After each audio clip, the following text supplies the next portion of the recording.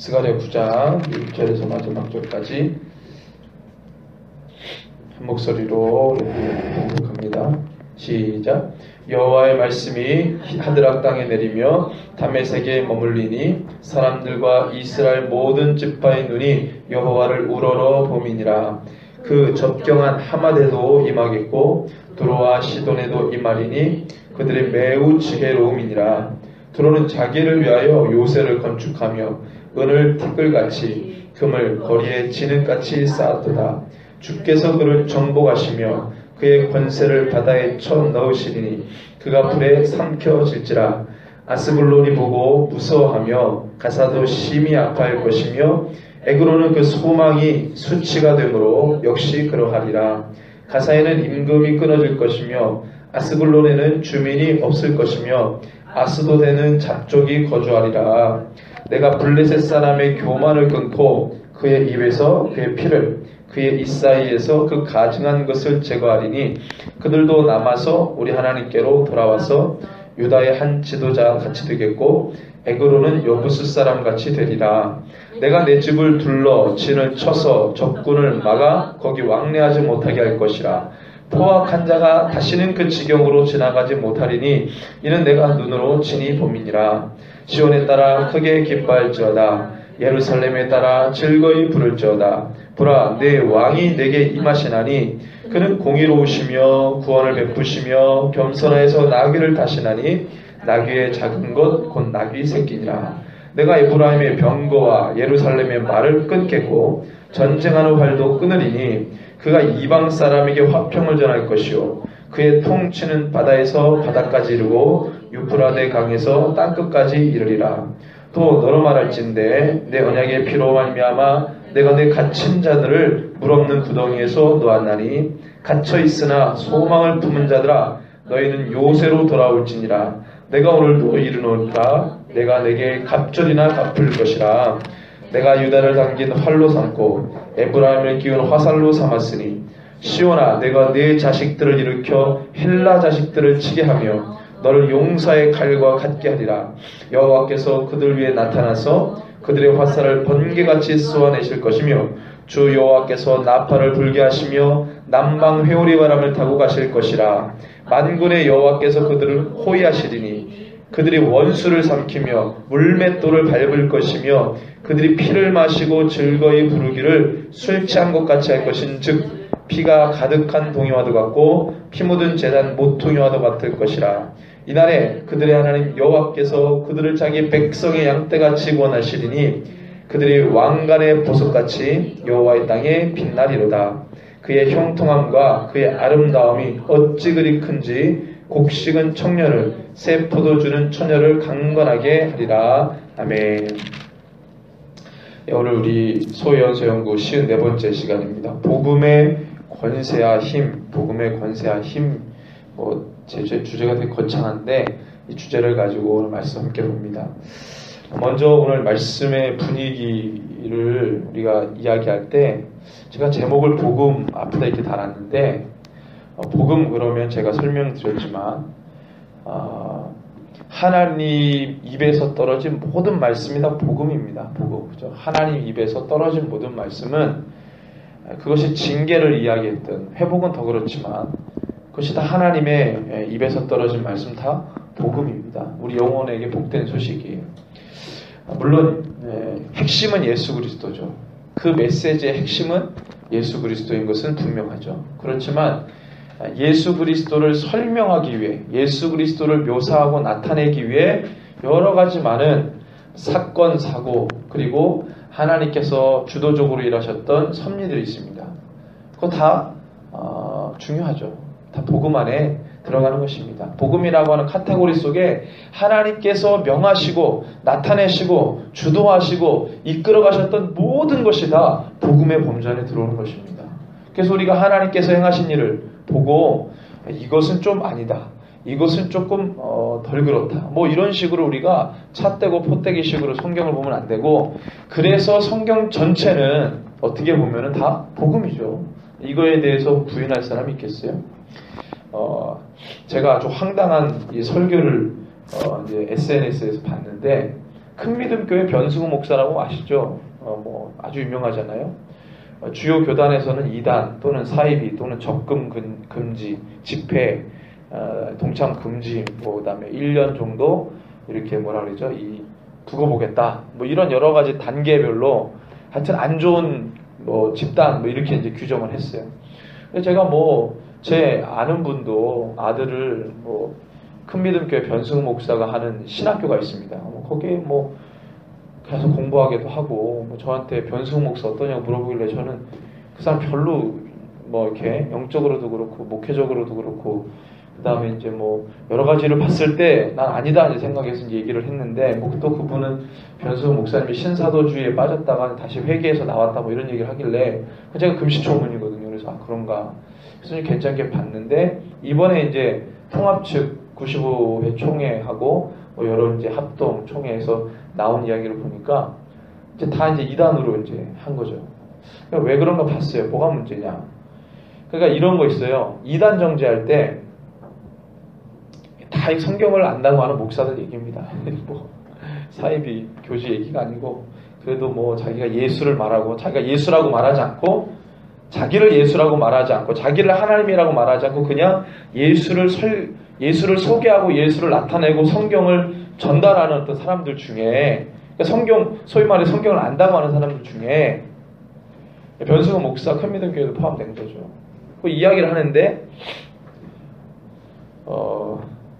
마태복음 5장에 보면은 예수님께서 이렇게 이제 말씀하셨어요. 너희 의가 바리새인과 서기관들보다 낫지 않으면 결코 천국에 들어갈 수 없다. 이 있잖아요, 구절이.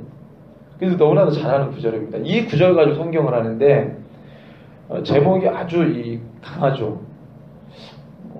제목이 어떻게 하면은 구원받을 수 있나? 하여튼 구원에 관련된 아주 강력한 제목을 가지고 이제 얘기를 하는데 우리는 의 그러면은 십자가 의잖아요. 십자가 의로 구원받는 거잖아요, 우리는. 그걸 강조했고 예수님 뭐든지 예수님 빠지면 안 되는 거니까. 근데 그분이 설교를 하는 거예요. 설교문을 쭉 보니까 예수님의 의가 아니고 여기에 보면은 예수님의 의 말고 또 무슨 의를 얘기했냐면 그 당시에 종교 지도자들이 가지고 있었던 의가 있었대요. 종교 의. 이것을 가져야 된다는 거예요. 이것을 가져야 된다. 그러면서 예수님이 십자가에서 지신 의 말고 본래 우리가 가지고 있었던 종교적 의가 있다는 거예요. 이거를 우리가 회복해야 된다. 이런 설교를 하더라고요.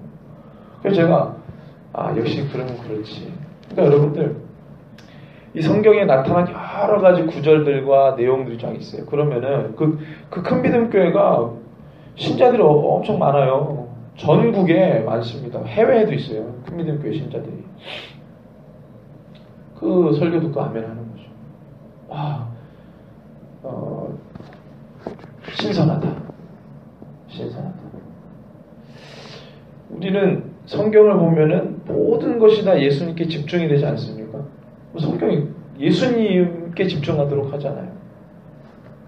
그러니까 같은 성경을 보고 제가 말씀드렸지만 적어도 자기가 예수라고 말하지 않고 적어도 자기가 하나님이라고 말하지 않은 성경을 전달하고 예수를 소개하는 사람들 가운데 이상한 사람들이 많아요. 그러니까 같은 성경을 보고 왜 그렇게 우리가 다르게 얘기할까? 이게 하나님 입에서 떨어진 말씀이잖아요. 이 복음인데 하나님에서 입에 떨어진 모든 말씀이 다 복음인데 어때요? 그 떨어진 같은 성경을 보는 같은 내용을 보고 같은 하나님의 말씀 보는데 왜 그렇게 다르냐는 거예요. 왜? 참 그게 너무 궁금했어요. 너무 궁금하잖아요. 왜 다르게 얘기하냐는 거예요. 근데 그냥 우리가 말씀을 쭉 봤을 때 마태복음 5장 내용은 그 얘기가 아니잖아요. 좀 문맥을 좀 보면은. 그래서 제가 오늘 이 말씀을 이제 하면서 최대한 조금씩 스텝 바이 스텝으로 하나님의 말씀이 정확하게 우리에게 무엇을 전달하려고 하는지 우리에게 뇌를 주셨잖아요. 뇌를 너무 이렇게 막 영적으로 해석하는 거 되게 안 좋아요. 초대교회 때 이건 신학적인 용어인데 알레고리적 해석이라는 게 있어요. 이건 뭐냐면 너무 의미적으로 해석한다는 거예요. 의미적으로. 그래서 개혁주의 신학자들, 그러니까 초대교회 때 말고 개혁주의자들이 알레고리적으로 해석하는 부분들에 대해서 굉장히 이제 연구를 많이 했죠. 초대교회 때 보니까 교부들이 어떻게 해요? 알레고리적으로 해석하는 사람들이 들어 있었던 거예요. 결국에는 그 교부들, 초대교부들의 그 알레고리적인 해석을 가지고 교회가 2단, 3단, 4단까지 나오는 거죠. 거기에 선두주자가 누구였습니까? 영지주의였어요. 영지주의 또는 몬타누스주의, 말시온주의 뭐 이런 것들이 다 거기서 나온 거예요. 그러니까 같은 성경을 보면서도 어떻게 우리가 하나님의 말씀을 진리에 접근해서 바라보느냐. 이거 할 때 좀 중요한 거는 좀 스킬이 필요해요. 어느 정도. 성경을 보는 스킬이 좀 필요해요. 이거 배우는 겁니다, 이거는. 이건 자기가 묵상해서 얻어지는 게 아니라 이건 좀 배워야 돼요. 그걸 배우고 난 다음에 성령님의 조명을 받습니다. 내용은 다 똑같으니까.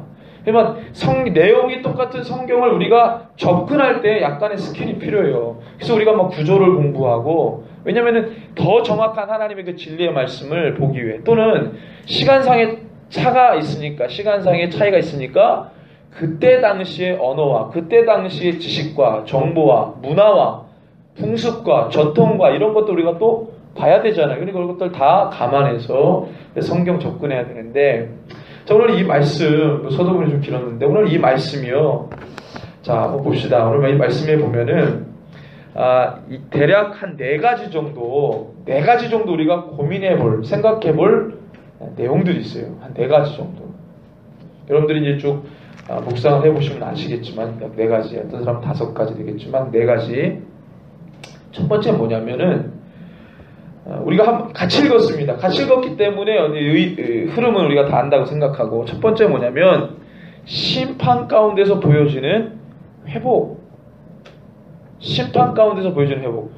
그러니까 성경은요, 심판만 얘기한 적이 단 한 번도 없어요. 심판만 얘기한 적이 단 한 번도 없어요. 심판 얘기하면 꼭 뭐 얘기해요? 회복 얘기해요. 회복. 이게 복음이에요. 복음. 왜 심판 다음에 꼭 회복 얘기하냐면, 왜 심판하는지를 어디서 얘기해 줍니까? 회복에서 얘기해 줘요. 심판의 당위성을 회복에서 얘기해 줘요. 그래서 이거 2가지를 반드시 같이 얘기합니다. 이거를 막 심판만 막 얘기하고, 하나님 너희들 죽이고 싶어 해, 너희들 죄 때문에 하나님 너희를 지면에서 쓸어버리려고 해, 막 이렇게 나가는 게 아니라 반드시 심판과 회복, 반드시 2가지를 함께 얘기했어요. 창세기부터 계시록까지 계속적으로 그렇게 얘기합니다. 이거는 우리가 놓치면 안 돼, 이거를.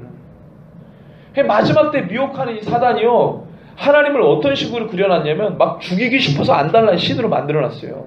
너희들 죄 졌어? 아유, 내가 쓸어버릴 거야. 너희 죄 졌어? 내 앞에서 죄를 지면 안 되는데 다 쓸어버릴 거야. 전쟁으로 쓸어버리고, 자연재해로 쓸어버리고, 신묘막측한 어떤 기괴한 현상으로 쓸어버리고 막 쓸어버리지 못해가지고 안달난 신으로, 아주 파괴적인 신으로 그려놨어요. 소위 말해서 천국까지 갔다 왔다고 하는 이런 소위 예언자들. 그리고 막 그거 완전히 반대죠. 외국에서 아주 유명한 예언자들 해가지고 막 한국에 막 엄청난 복을 막 쏟아내고, 엄청난 마지막 때 엄청난 불을 막 하나님이 한국에서 쏟으실 거다, 막 이런 얘기하고, 한쪽에서 막 전쟁이 난다고 그러고, 막 다 죽인다고 그러고, 그러니까 빨리 비행기 표 끊어서 도망가라 그러고. 정말. 근데 이거에 콧방귀도 안 뀌면 얘기 안 하겠는데, 이거 움직인다는 거예요. 한국 교회가 갈려요. 막 쫙 갈려요. 그럼 중간에 회색지들은 누구냐? 회색지대 한 60% 70%는 영적인 무감각 상태에 있는 사람들이, 이런 데도 리액션이 없고 이런 데도 리액션이 없어요, 이 사람들은. 근데 반드시 우리가 놓치지 말아야 되는 거는 심판 가운데서 보여지는 회복이라는 거예요. 회복. 참 잘 들어보세요. 이것이 바로 뭐냐면, 현재 심판을 예언하는 자들하고 정말 다르다는 거예요. 이것이. 자, 어디서 나타나냐면 7절, 8절에서 보여줍니다. 7, 8절.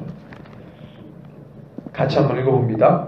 그의 입에서 그의 피를 그의 입 사이에서 그 가증한 것을 제거하리니, 그들도 남아서 우리 하나님께로 돌아와서 유다의 한 지도자같이 되겠고, 에그로는 여부스 사람같이 되리라. 내가 내 집을 둘러 진을 쳐서 적군을 막아 거기 왕래하지 못하게 할 것이라. 포악한 자가 다시는 그 지경으로 지나가지 못하리니 이는 내가 눈으로 친히 범이니라. 아멘. 자, 보세요. 여기 딱 보면 나오잖아요. 이게 복음이에요, 이게. 보세요. 지금 하나님께서 9장 1절부터 쭉 지역들이 나오죠. 그 지역들 보면 하나님 뭐 하신다는 거예요? 아주 쉽게 말하면은 내가 심판하겠다는 거예요. 너희들이 과거 행해왔던 죄, 하고 있는 죄, 이 앞으로 지을 죄까지 내가 쭉 결산해 보니까 너희들은 심판받아야 돼. 막 쭉 얘기를 하는 거예요. 막 쭉 얘기를 합니다. 그리고 난 다음에 7절 얘기하는 거예요.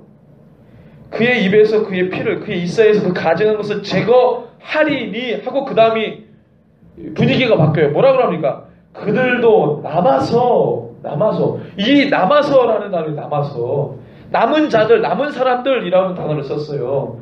그러니까 뭐예요? 그 죄 가운데 하나님께서 심판하시는 중에 그를 열국에서 흩어지는 심판을 했든지 전쟁으로 인한 심판을 했든지 자연재해로 인한 심판을 했든지 어떤지 간에 심판을 당하는 그 속에서도 뭐한 사람들이 있어요? 남은 자들이 있다.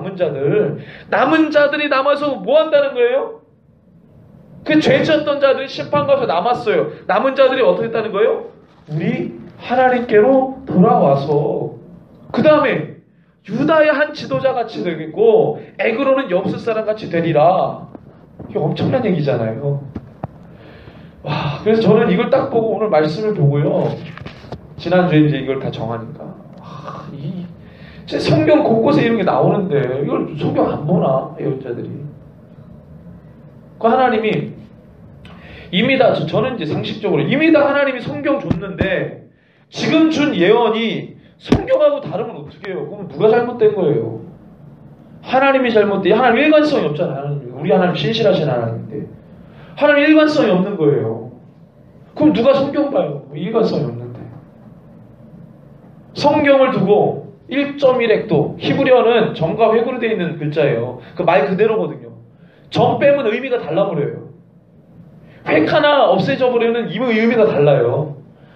점과 획으로 되어 있는 이 언어는 히브리어 또는 아람어. 예수님 당시에 아람어 썼잖아요.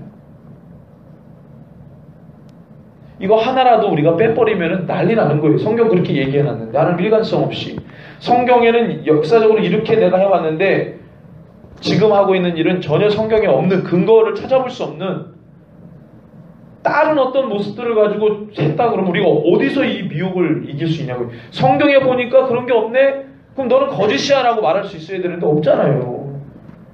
이거거든요. 이거 남은 자.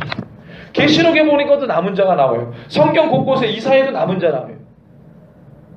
성경 곳곳에 남은 자. 오죽했으면은 남은 자 사상이라고 하는 우리 신학 배울 때 그것을 배웁니다. 유대인들에게 남은 자 사상. 예레미야 뭐 선지서 계속 나오죠. 남겨두고 결국엔 그 남겨둔 자들이 주께로 돌아올 여지를 말씀하시는 거예요. 그게 바로 복음입니다. 복음. 자, 그래서 이게 바로 아버지의 마음이죠. 아버지의 마음이에요. 결국에는 주님께로 아버지께로 돌아오게 하기 위한 징계입니다. 그야말로 아버지께로 돌아오게 하는 징계예요. 사랑을 근간에 두고 있는 겁니다. 사랑을 근간에 두고 있는 거예요. 징계는. 자, 심판은 하나님의 거룩함에 맞서려 했던 죄에 관한 것이에요. 이해되시죠? 심판은 하나님의 거룩함에 맞서려 했던 죄에 관한. 죄의 이꼴 뭐라 그랬어요? 사단. 죄의 본체가 사단이에요. 사단이 하나님의 거룩함에 저항하고 대항하려고 그랬어요. 심판의 동기가 거기 있는 겁니다. 심판의 모티브가 거기 있는 거예요. 결국에는 하나님의 거룩함에 저항하려고 하는 죄에 대해서 내려지는 것이고 또 하나님의 사랑에 맞서려 했던 역사 훼손에 관한 거예요. 이거는 뭐냐면 하나님의 사랑에 맞서려 했던 역사 훼손은 뭐냐면은 하나님께서 성경 보니까 하나님 주도적 일을 해오셔요. 하나님의 이 거룩한 의지를 가지고 역사를 막 이끌어가세요. 거기에 우리가 뭘 발견합니까? 사랑을 발견해요. 사랑. 하나님이 걸어가신 그 발자취를 보니까 뚝뚝뚝 사랑이 떨어지는 거예요. 이거를 보고 발견한 사람, 마치 창세기 6장에 보면은 심판이 쏟아지는데 노아가 주님의 눈에서 뭘 발견한다고 그럽니까? 자비와 인애와 사랑과 은혜와 긍휼을 발견했대잖아요. 그걸 찾았대잖아요. 노아만이 그것을 볼 수 있었다잖아요. 노아만이. 노아는 어떤 사람이었는데 주님과 늘 동행했던 사람. 그 다음에 그 다음 후반전에 보니까 뭐가 나와요? 당대 의인이라고 말하잖아요. 괜히 의인이라고 말했겠어요? 이건 사회 일반적인 의인이 아니라 하나님이 적어도 이 사람 의인이라고 말했을 때는 하나님과의 관계 속에서 의인이라는 거예요. 이것이 사회적으로 쫙 튀어나와요. 그런데 사회는 그 사람이 의인에 대해서 평가절하합니다. 왜 그렇습니까? 기준 자체가 틀리니까. 하나님 볼 때 의인이라고 했을 때 하나님 관계 속에서의 의죠. 근데 사회는 그걸 싫어해요. 세상은 싫어해요. 세상은 무시해. 폄하해. 너가 아무리 의가 잘났다 해도 나는 인정 못 해주겠어. 왜? 우리가 보는 가치로 의가 아니잖아, 너는. 그죠? 이해되시죠? 지금도 마찬가지죠. 하나님이 역사를 주도적으로 이끌어 가셔요. 쫙 이끌어 가십니다. 거기 보니까 사랑이 툭툭 떨어져요. 그걸 발견하는 자들 있죠. 그걸 보는 자들 있죠. 그걸 찾아낸 자들 있죠. 와, 좀 주님이 막 은혜로 덮어주십니다. 그 사랑을 발견한 자들 은혜로 막 덮어주세요. 성령님을 보내주세요. 하나님의 역사 의식을 깨닫게 하고 막 하나님 앞으로 해야 될 일에 대해서 동참하게 합니다. 엄청나게 하나님께서 함께 하세요. 나는 거기서 막 전율을 느끼는 거죠. 아, 하나님 이런 분이구나 막 깨닫게 되고. 그런데 이것에 대해서 저항하는 자들이 있어요. 하나님의 이 역사의 걸음걸이 속에서 그것을 막고 대항하고 저항하는 자들이 있는 거죠. 그래서 그 주님의 사랑을 폄하합니다. 그거 사랑 아니야. 지금 그런 시도들이 많잖아요. 그렇죠? 성경을 곡해하고 예수님의 사랑에 대해서 이 하나님의 사랑을 뭘로 해석합니까? 자꾸 사람의 사랑을 해석하죠. 십자가를 못 졌다. 내려와서 마리아랑 결혼했다. 그 후손이 무슨 프랑스 어디에 살고 있다.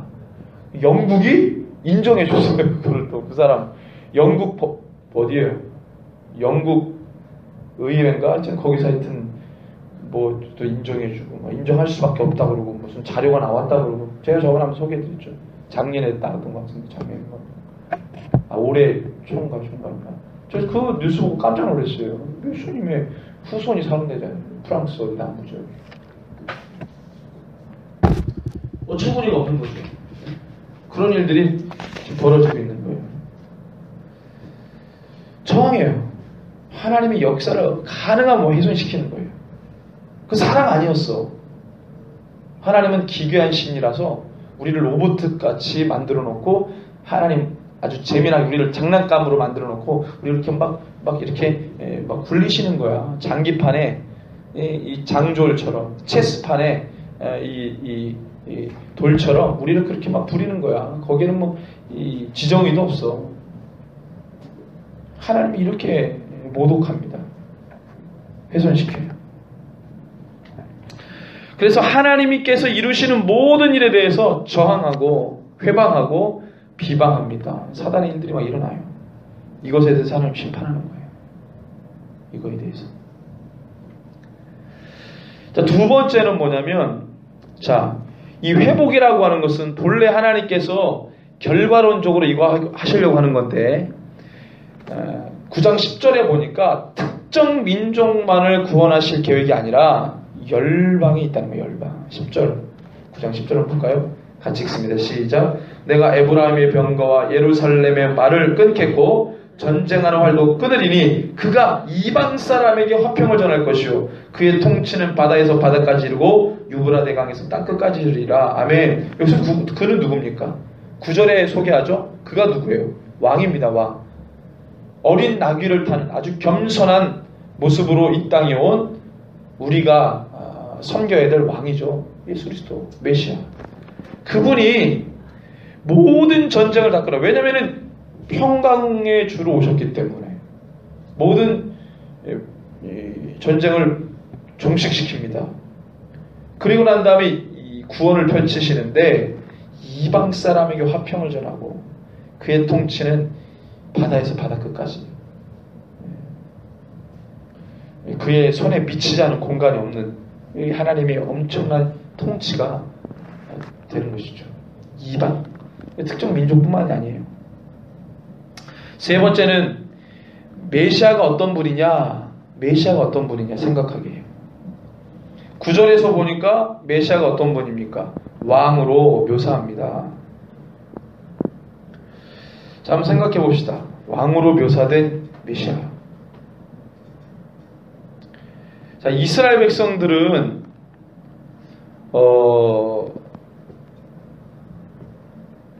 초림과 재림의 구분이 없어요. 이스라엘 백성들의 메시아 사상에는 메시아가 초림한다, 재림한다 그 개념 경계가 없어요. 딱 한 번 오는 거예요. 자기네들에게 한 번 와가지고 모든 걸 다 이루시는 거예요. 다윗의 왕국을 회복하고 땅도 회복하고 모든 걸 회복하는 거예요. 그래서 한 문장에 초림과 재림을 하나님께서는 그것을 구분하셔서 우리에게 말씀하셨기 때문에 우리 그걸 찾는 거죠. 유대인들은 그걸 못 찾았죠. 왜? 사상 자체가 없으니까. 근데 우리는 주신 말씀 안에서 그것을 우리가 보는 겁니다. 내 왕이 너에게 임하나니 그는 공의로우시며 구원을 베푸시며 겸손하여서 나귀를 타시나니 나귀의 작은 것 곧 나귀 새끼니라. 나귀도 아니에요. 나귀도. 전통적으로 귀족들이나 종교 높은 지도자들은 나귀를 탔어요. 전통적으로. 그래서 사사기 시대 때 보면은 정말 하나님 앞에서 열심히 살았던 사사들도 있지만 그렇지 않은 사사들도 있어요. 그리고 사사들이 자기 자녀들에게 뭘 막 나눠줍니까? 나귀를 막 나눠줘요. 몇 표씩 나눠줍니다. 운송 수단이었고 이동 수단이었어요. 종교 지도자들이나 권력자들은 예전에는 나귀 타고 다녔어요. 근데 시대가 오면서 권력자들이 나귀에서 뭘 탑니까? 말을 타죠. 말을. 이스라엘의 경우로 얘기하는 거예요. 근데 우리 주님은 나귀도 아니고 뭘 타요?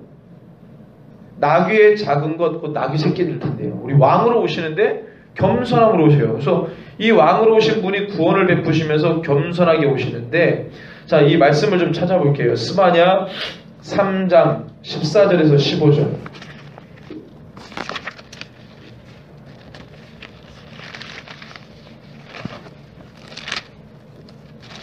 스바냐 3장 14절에서 15절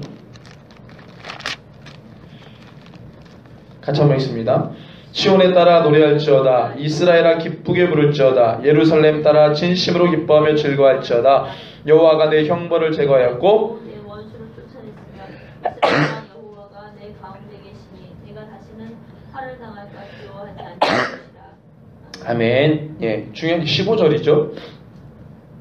그 왕으로 오신 분에 대해서 계속 얘기하는데, 왕으로 오신 분이 오셔가지고, 자, 15절에 보니까, 뭘 하십니까? 첫 번째, 내 형벌을 제거했다. 자, 우리가 발견하는 메시아, 그 메시아가 어떤 분이냐면 왕인데, 그 왕이 오셔가지고, 단순하게 백성들을 통치하고 그 위에 군림하는 게 아니고, 그분이 오시는데 어떻게 오셨다고요? 공의로우시며 구원을 베풀고 겸손하게 어린 나귀를 타고 오시는데, 그분이 오셔가지고, 그 겸손한 분이 오셔가지고, 공의를 가신 분이 오셔가지고 하시는 일들이 스바냐 3장 15절에 보니까 내 형벌을 제거하였고, 네. 그러니까 주님이 우리 가운데 오실 때 그냥 오시는 게 아니라 오시면서 뭘 제거해요? 형벌이 제거돼야 그분이 오시는 겁니다. 형벌이 제거해요. 형벌을 제거했고 또 내 원수를 쫓아냅니다. 심판. 이스라엘 왕 여호와가 내 가운데 계시니 너가 다시는 화를 당할까 두려워하지 아니할 것이라. 반드시 죄를 해결하는 거예요. 죄를. 우리 왕이. 그분이 그냥 우리 위에 군림하려고 오시는 게 아니에요. 그 세상을 자꾸 하나님을 군림하는 어떤 왕으로 그냥 막 몰아가는 거예요. 군림하고 우리 포갑하고 억압하고 그런 분이 아니라는 거예요. 겸손해서 나귀 새끼를 타는 왕이잖아요.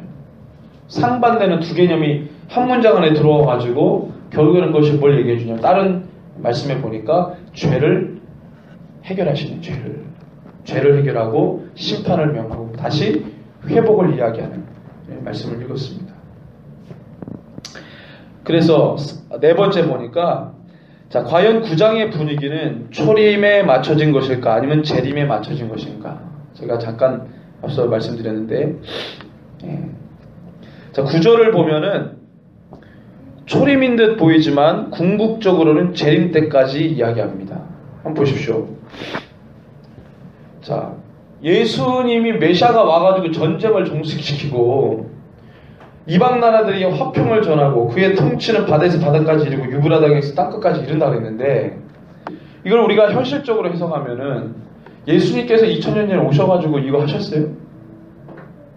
그러면 철저히 죽으셨어요. 현실적으로. 그러니까 우리가 그 드러난 현실로 보면은 이거를 우리가 인정할 수가 없어요. 초림 때 오셔서, 우리 초림 때 오신 주님은 어디에 우리가 포커스를 두냐면 작은 나귀 새끼 타러 오신 거예요. 그죠? 그래서 십자가에 달려 죽으실 필요 뭡니까? 우리의 죄를 대신 다 짊어지고 대신 죽으시는 대속. 이거예요. 그 밑에 이방에게 화평 전하고 통치, 막 바다에서 바다까지, 막 유브라데 강에서 땅끝까지 통치.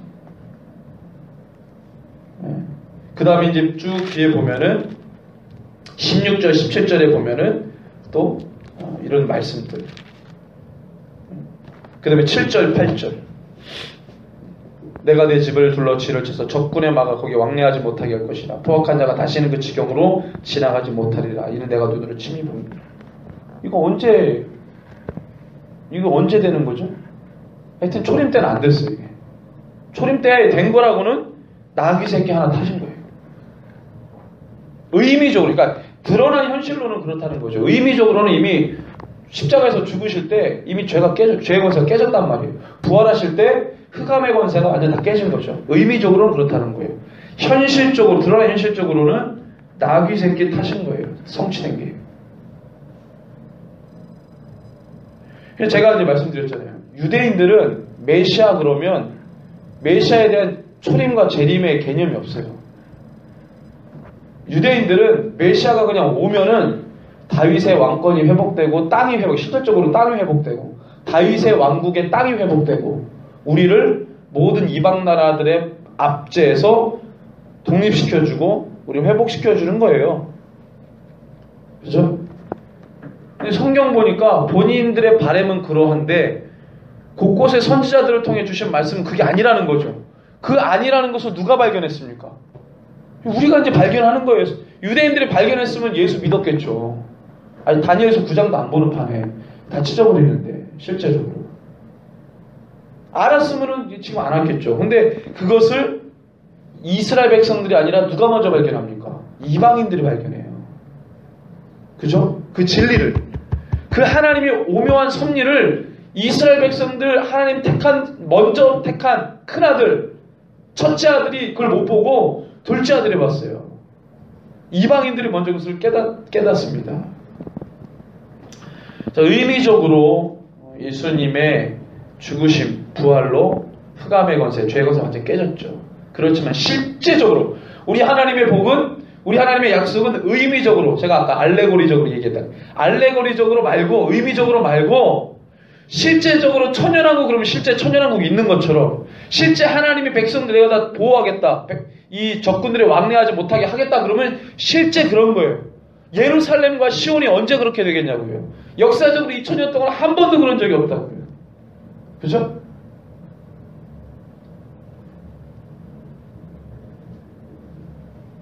역사적으로 한 번도 그래 본 적이 없어요.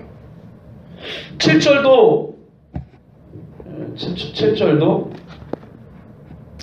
자, 그의 입에서 그의 피를, 그의 이사야에서 그 가증한 것을 제거하리니 그들도 남아서 우리 하나님께로 돌아와서 유다의 한 지도자 같이 되겠고 애굽으로는 여부수 사람 같이 되리라 그랬어요.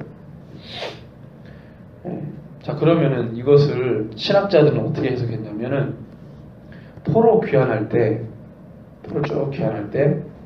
처음에 이스라엘 백성들, 남유다 백성이 포로로 끌려갈 때 속으로 쾌재를 불렀던 잡족들이 누구였겠습니까? 네? 속으로 쾌재를 불렀던 잡족들. 에돔, 모압, 암몬, 블레셋 이런 애들이에요. 미디안 이런 애들. 그죠? 속으로 쾌재를 부르죠. 특별히 에돔 같은 경우는 실제적으로 그랬잖아요. 쾌재를 불렀잖아요. 근데 하나님이 너 임마 그 형제 그 남유다 백성들 이스라엘 백성들 포로로 잡혀갈 때도 속으로 쾌재 불렀지. 내가 너를 심판해 버릴 거야. 에돔의 죄가 뭐냐면 이스라엘 백성들을 포로로 끌려갈 때 속으로 쾌재 불렀다고. 그걸 심판했어요. 그러니까 그렇게 쾌재를 불렀던 그들이 신학자들의 해석입니다. 이스라엘들이 가니까 거기 그 땅에 주인이 있어요, 없어요? 없잖아요. 막 지들 마음대로 막 합니다. 가서 70년 차가지고 돌아올 때 이 사람들이 뭐 어찌 됐는지는 모르겠지만 돌아온 이스라엘 백성들과 함께 합류해가지고 그 이스라엘 백성들의 백성의 하나로 되었다는 것이죠. 근데 저는 동의하지 않거든요. 왜 동의하지 않냐면 여기 보세요. 자, 이 스가랴는 언제 사람이죠? 포로 전의 사람입니까? 포로기한 전 사람입니까? 포로기한 후 사람입니까? 포로기한 후 사람이에요. 근데 말은 어떻게 받았어요? 되겠고. 된 거예요? 될 거예요? 될 거예요, 될 거. 될 거라고요. 그럼 왜 이 신학 이게 500년 전 해석인데 한 번도 바꾸지 않았죠? 왜 그랬을까요? 예, 500년 전에는 이게 다 줄어든 거예요. 이게 하나님의 역사가 스펙트럼 쫙 있으면은 임의적으로 몇 개의 색깔은 잘라내버렸어요. 축소된 거야. 그러니까 더 뒤로 다 밀려야 돼. 쫙 다 밀어요. 그래서 심지어 요한계시록이 앞으로 될 일인데도 그걸 어디로 다 압축시켜놨어요? 로마 제국시대의 역사로 다 압축시켜놨어요. 다 뒤로. 왜냐면은 500년 전에 이스라엘 나라가 있어요, 없어요? 없잖아요. 그러니까 지구상에 없는 나라니까 그 이스라엘이 뭘로 대체된 거예요? 교회로 대체됐잖아요. 그 대체신학이 나온 거예요. 개혁주의 신학은 대체신학이에요. 이스라엘은 지구상에서 사라졌으니 이스라엘에게 주는 복, 이스라엘의 땅을 회복한다느니 이스라엘을 내가 오늘 이 말씀처럼 내가 이 이스라엘 백성들을 뭐 시온이 회복돼가지고 예루살렘 성전이 회복돼서 내 영이 거기에 있고 내가 거기에 임재하고 그래서 적군들을 들어오지 못하게 하는 이 모든 이스라엘에게 준 축복의 내용이 다 사실은 뭘로 온 거예요? 교회로 왔다 이거예요. 이게 대체 신학이에요. 이게 500년 전의 신학이라 이렇게 해석했어요. 왜? 이스라엘이라는 나라가 지구상에 없으니까 앞으로도 없을 거니까. 이 생각 상식적으로 2000년 동안에 나라가 없는데 1500년 동안 나라가 없는데 어떻게 나라가 또 생기냐고요. 있을 수 없는 일이죠. 그러니까 그렇게 해석했단 말이에요. 그러니까 이 해석은 말이 안 되는 것이죠. 앞으로 뭐 하는 거예요? 될 거예요, 될 거. 자, 그러면은 만약에 우리가 양보해가지고 자 7절을 양보했다고 합시다. 쭉 뒤로 밀어가지고 그래 포로 귀환 때 뭐 했다 치자. 그러면 8절은 뭐예요? 8절. 내가 내 집을 둘러 진을 쳐서 적군을 막아 거기 왕래하지 못하게 할 것이라. 제 집 드나들듯이 역사를 보니까 제 집 드나들듯이 와가지고 뭐 했는데 역사를 보니까 그렇잖아. 하나님 막아주신다고 했는데 등 딱 펴고 살만하면 와가지고 또 훔쳐가고 또 그냥 살만하면 또 와서 훔쳐가고 역사가 쭉 보니까 포로기한 이후의 역사를 보니까 막 계속 그래요. 한 80년 정도 독립했는데 그게 독립이 사실상 하나님께 성경에서 명한 아주 명쾌한 독립입니까? 아니면 아주 이렇게 조금 명쾌하지 못한 그런 독립입니까? 지금으로 따지면은 서구 열강이 서로 지네들끼리 치고받고 싸울 때 그때 약간 숨통 튄 거예요. 약소국 이스라엘 백성들이. 그것도 어디에 줄탑니까? 헬라 제국에 줄탔다가 나중에 로마 제국으로 갈아탄 거죠. 이게 뭐 하나님이 개입했다고는 볼 수 없는 거죠. 전체 틀은 하나님이 움직이셨어도 그거 독립시키려고 하나님이 이렇게 줄타기 시켰다 이건 아니죠. 명쾌한 독립이 아니잖아요. 그러니까 제 얘기는 한 번도 이게 성취 안 된 거예요. 그리고 언제 돼요? 앞으로. 재림 때도 이거 아니었죠. 재림 때는 뭐 로마 제국이 통치할 텐데 더더욱 아니죠. 로마의 티투스 장군이 와가지고 AD 70년에 예루살렘 멸망시켰잖아요. 그럼 이게 성취가 안 된 거죠. 그죠? 앞으로. 그러니까 이 9장에는 초림과 재림이 함께 있습니다. 그걸 우리가 찾아내는 거예요. 이거를 못 찾아냈어요. 지금도 얘기 안 해주면 못 찾아냅니다. 오늘 이 시간 여기 안 왔으면 이걸 못 찾아내면 이걸 모르는 거예요. 우리가 항상 9장 9절만 보잖아요. 스가랴 9장 오면은 목사님들이 9장 9절 가지고 설교해요. 아, 예수님 나귀 타고 오셨다고. 그래서 얼른 어디로 넘어가요? 얼른 어디로 넘어가야 됩니까? 말이 나오게. 다른 데는 건드리지도 못해요. 그러니까 9장 9절 딱 보고 어디로 넘어가요? 바로? 여러분 목사다 그러면 어디로 넘어가겠어요? 네? 네. 공간보험서로 훅 날아가야 돼요. 그래서 계속 신약 가지고 이제 뒤쪽에 확 바라게 성취된 거다. 그 다음에 이제 스가랴 메시아, 초림 메시아, 성취 인형부터 다 얘기하고 그걸 끄신 거죠. 역사를 얘기 안 해요. 하나님 역사를 얘기하면 이 9장에 이거 하나님이 누구에게 준 거죠? 스가랴에게 준 하나님의 말씀이에요. 이게 거기에 9장 9절만 있는 게 아니잖아요. 어떻게 보면은 전체 맥락을 보면은 하나님의 의지가 보이고 하나님 뜻이 보이고 앞으로 하나님이 어떻게 이끌어 가실 거라는 게 보이잖아요. 그걸 보면은 우리가 경계를 하나님께서 우리에게 주신 말씀의 경계를 딱 짚고 확인하고 조명하면서 가는 거죠. 자, 그래서 9장 전체의 내용은 핵심이 그겁니다. 이 복음, 하나님 입에서 떨어진 이 말씀이 실제적으로 한 왕이 어디를 통치한다 그랬을 때 그 통치력은 어디 뭐 할 때 강하게 나타나죠? 만약에 백성이 죄를 졌어요. 솔로몬의 지혜가 어디서 빛났습니까? 솔로몬의 지혜가 성경에 나오잖아요. 무슨 사건으로? 솔로몬의 지혜가 빛을 발하는 사건이 뭡니까? 기억 안 나세요? 아이를 갈라라 그러세요. 명쾌한 이 재판했다 그래가지고 솔로몬의 이 지혜가 이 다른 나라까지 다 소문이 퍼졌잖아요. 한 나라의 왕의 통치력은 죄를 어떻게 분별하고 해결해서 백성들에게 위험을 나타내 주느냐에 있어요. 오늘 이 말씀을 보면은 이 하나님 입에서 떨어진 이 말씀이 죄를 지금 어떻게 하고 있습니까? 예? 죄를 지금 하나님이 심판하려고 하고 있어요. 죄는 하나님이 심판하십니다. 죄는. 그냥 넘어가지 않으세요. 그 하나님이 죄를 건드리고 심판하는 것을 통해 우리가 뭘 느끼냐면은 하나님의 입에서 떨어진 말씀의 이 권세를 느낍니다. 이 권세. 왕의 통치력 권세는 백성들의 죄를 명쾌하게 해결해주고 백성들이 영적인 편안함을 가지고 생활할 수 있도록 해주는 거죠. 근데 왕이 죄를 명쾌하게 판결해야 되는데 판결이 굽어버려요. 이스라엘 백성들 마지막 남유다 멸망당할 때 하나님께서 예레미야 입에다 넣어준 게 뭡니까? 또 아모스 입에다 북이스라엘 멸망할 때 아모스 입에다 넣어준 게 뭐예요? 호세 입에다 넣어준 게 뭐예요? 이 땅이 재판이 굽고 약한 자들이 더 살지를 못하고 이 사람들은 맨날 더 이 잘 사는 사람들에 의해서 명예와 권력가들에 의해서 다 소외되고 그러니까 그 시대의 죄악과 그 나라의 죄악을 하나님의 기름 부음 받은 종이 왕이 이 죄를 명쾌하게 해석하고 하나님의 뜻을 받아가지고 해결해야 되는데 그걸 못하면은 그 통치력과 그 권세는 힘이 없는 거죠.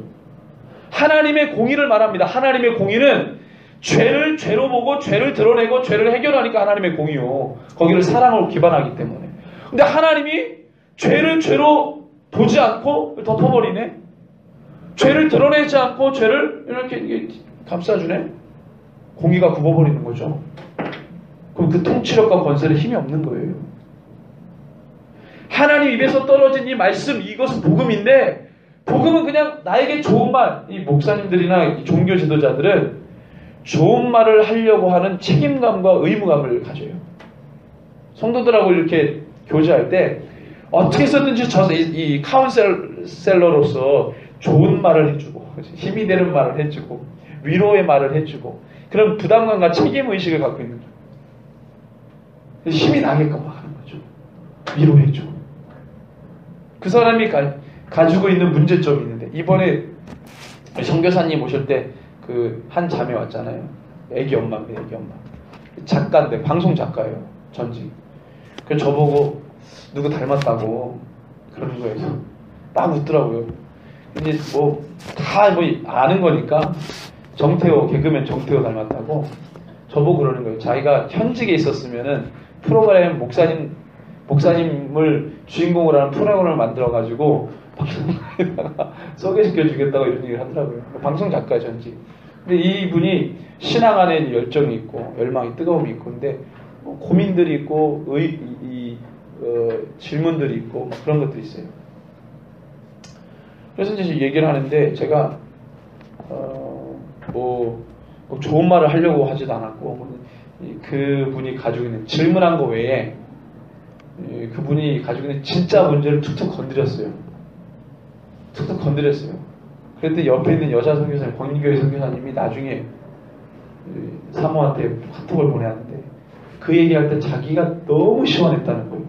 자기도 뭔가를 얘기해주고 싶었는데 말문이 막혀가지고 얘기를 못했는데, 제가 얘기할 때 막 속이 뚫렸다고 그러더라고요. 그래서 저는 그 생각이 들었어요. 부자 청년이 예수님에 나와가지고 막 신앙의 고민을 얘기해요. 어떻게 하면 영생을 얻습니까? 뭐 근데 예수님은 그가 질문한 거를 답하지 않고 그가 지금 뭐 때문에 정말 영적으로 문제가 있는지를 드러내시죠. 근데 정 이상하게 양심도 없지. 그 청년이 그러면 사실 맞습니다 이래야 되는데, 그런 한 번도 자기가 신앙적으로 문제가 있다는 걸 몰랐던 거예요. 그게 문제를 다른 데서 찾고 있는 거예요. 그 생각이 나더라고요. 제가 막 그 얘기를 하니까 자매가 격하게 공감을 하는 거예요. 맞아요, 목사님.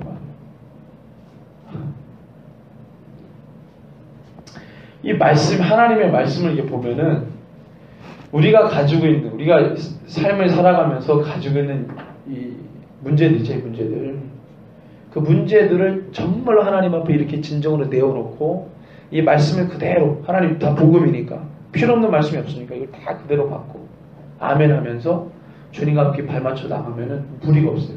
어디서 갈등이 생기냐면은 이걸 하나님의 말씀 전체 100% 하나님 말씀이라고 신뢰하지 않는 거예요. 이건 내 말씀하고 안 맞아. 이건 내 말씀이 아니야. 이건 나랑 상관없어.